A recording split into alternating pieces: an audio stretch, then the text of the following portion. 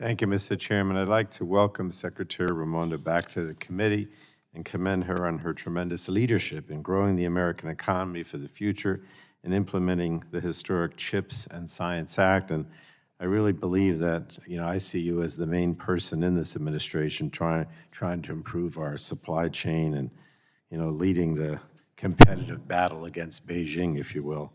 And this law, of course, the CHIPS and Science Act, was enacted last Congress by President Biden and a Democratic Congress to bolster our economy, lower costs for consumers, create good-paying American jobs, and end our dangerous dependence on foreign manufacturers of critical goods. And I know how hard you fought to get this bill signed into law and passed at Congress.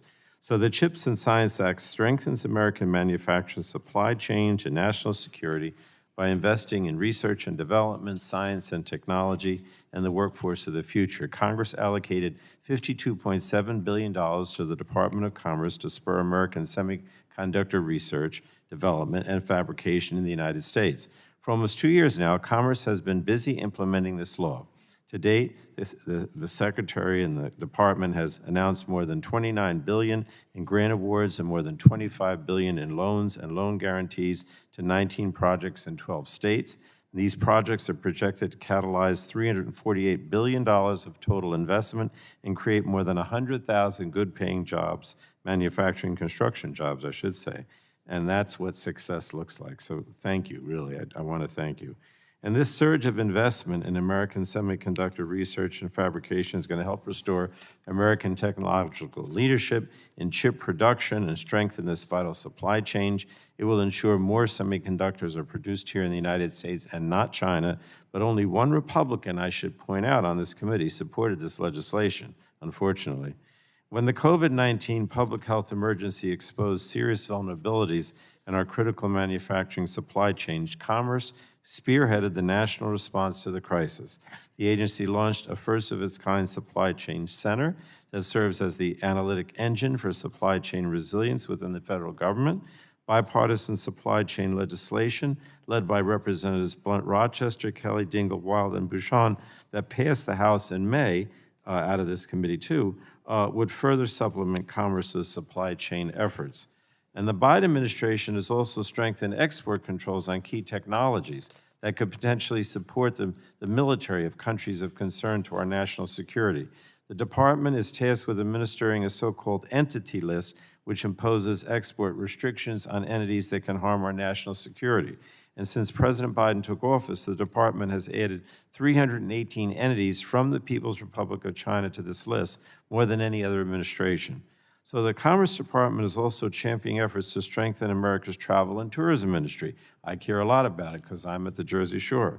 Commerce has released a national travel and tourism strategy, which sets a 5-year goal of attracting 90 million international visitors who would spend an estimated $279 billion annually by 2027.